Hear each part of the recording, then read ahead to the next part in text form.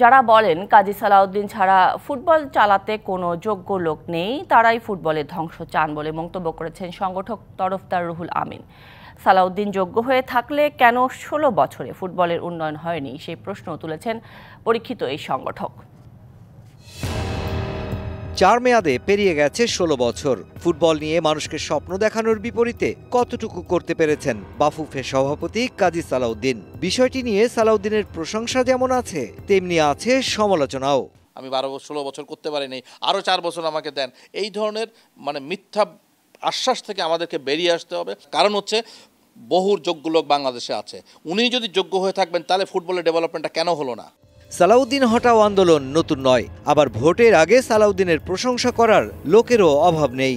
তবে সবার মধ্যে সততা, নিষ্ঠা ও ফুটবল প্রেমের বড়ই অভাব। এই কথা যারা বলতেছে যে সালাউদ্দিনের বিকল্প বাংলাদেশে নাই, তারা ফুটবলের ধ্বংস চাচ্ছে। বহু লোক আছে বাংলাদেশে সালাউদ্দিন সাহেবকে বিট করার জন্য, বহু লোক আছে, ওনার চেয়ে আরও বেশি ইন্টারন্যাশনাল কানেকশন সারা বাংলাদেশে লোকজন আছে। এই সমস্ত যারা বলতেছেন তারা হচ্ছে ওনার সারা বছর ওনার কাছ থেকে পয়সা নিয়েছেন, ওনার কাছ থেকে টিপস নিয়ে বিদেশে গেছেন, ওনার তাবেদারি করেছেন।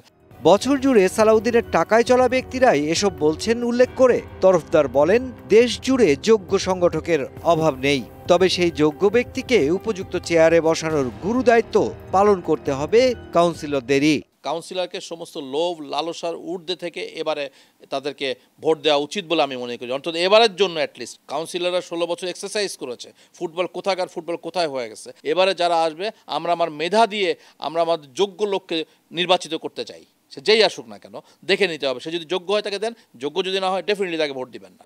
আগামী ২৬ অক্টোবর বাফুফের নির্বাচন, তাই সে নির্বাচনে আবেগী না হয়ে বুঝে শুনে ভোট দিয়ে যোগ্য নেতা নির্বাচনের পরামর্শ এই সংগঠকের, যার নেতৃত্বে এগিয়ে যাবে দেশের ফুটবল। এবারে যারা আসবে, আমরা আমার Mushfiqur Rahman, DBC news, Dhaka. Walton television মাত্র ২৫,৪৯০ টাকায় পাচ্ছেন গুগল টিভি।